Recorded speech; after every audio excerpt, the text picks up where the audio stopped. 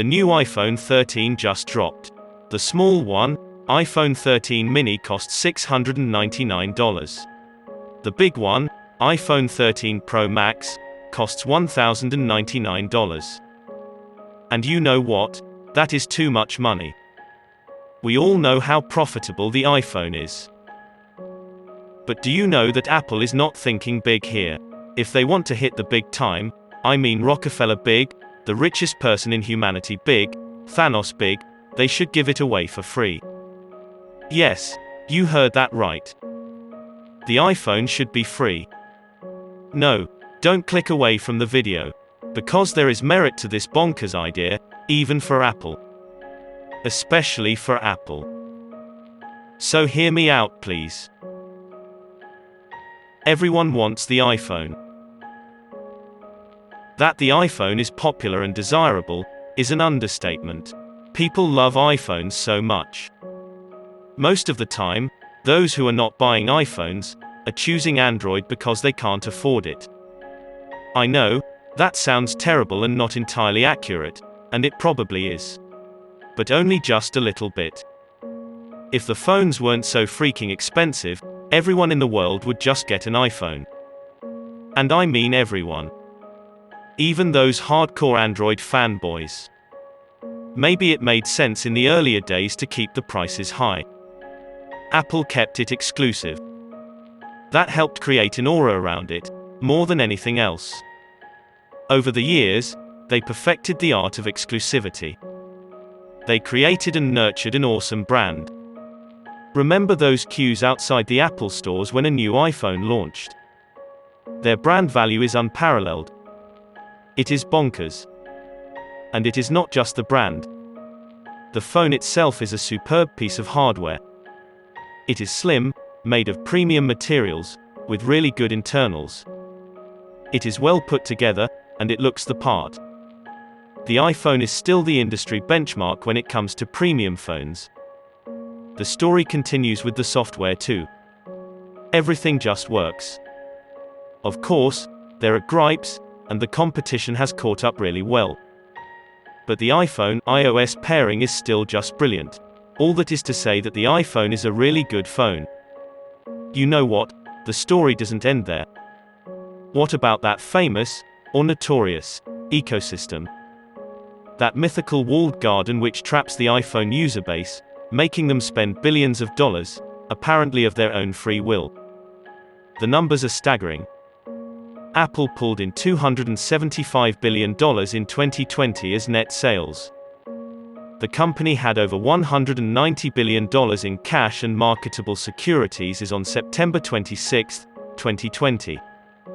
As I said, these are big numbers. However, the one fly in the ointment is the declining iPhone sales. It is still huge, don't get me wrong. The iPhone generated $138 billion in net sales in 2020, and that equals everything else that Apple does, combined. But only 2 years ago, iPhone sales were $165 billion. That's a 16% decline. It's not that the iPhone has gotten worse. Hardly. It keeps improving every year. But because it is so expensive, people are keeping it for longer, and not upgrading their phone every time a new variant comes along. Of course, Apple is aware of this, and it is trying to get people to spend more on services. But the question is, can it do better? Hiding in plain sight. Yes, of course Apple can do more.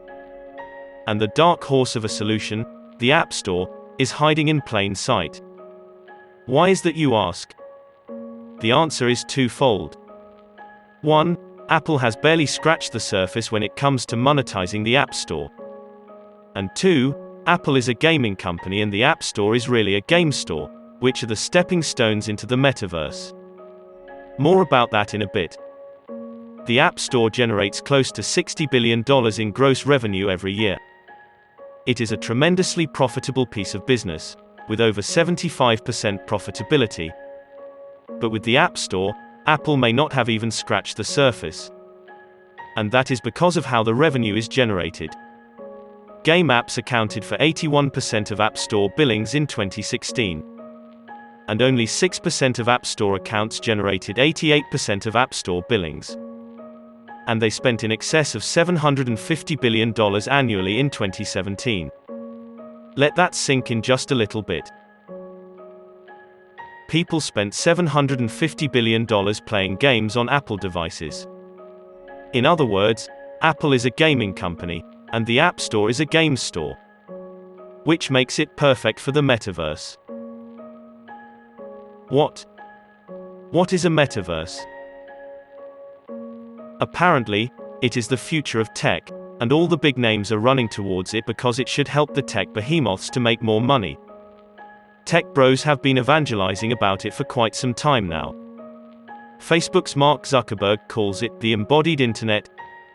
Epic Games' Tim Sweeney is a big believer, so much so that his company lied and breached their contract with Apple, and sued them in the courts, all in the name of getting complete access to Apple's lucrative customer base, as they go about building that metaverse.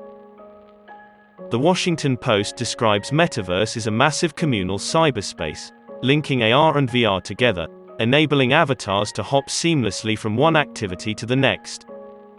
Interestingly, Mark Zuckerberg believes that Metaverse will be the successor to the mobile internet and is going to lead to entirely new experiences and economic opportunities.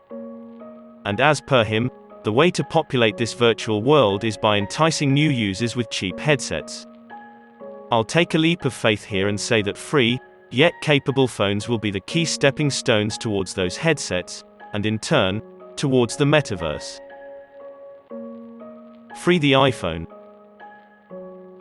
Now, as a thought experiment, imagine what happens if Apple decides to offer the iPhones for free. There'll be riots. We'll have so many people congregating in the Apple stores that there'll be herd immunity. And once everyone and their aunt has the iPhone, Apple can really start cranking it up and usher in the metaverse. So the metaverse is the gateway to higher profitability and revenue, and ubiquitous iPhones are the gateway to the metaverse.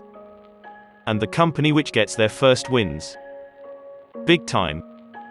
While many CEOs and investors are talking about creating interoperable standards and working together with their competitors, everyone is secretly hoping to get there before anyone else. Because that's how capitalism works. So we have Facebook developing chips and headsets and other assorted hardware, which they are probably not so good at, along with all the social media and gaming bits, which they are very good at. So here's my hot take on this incipient dreamland of the future.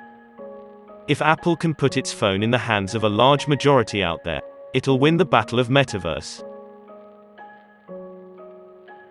Anyways, that's it for this video. If you enjoyed it, a like would be much appreciated. Do consider subscribing, if you haven't already. Thank you, I'll see you in the next one.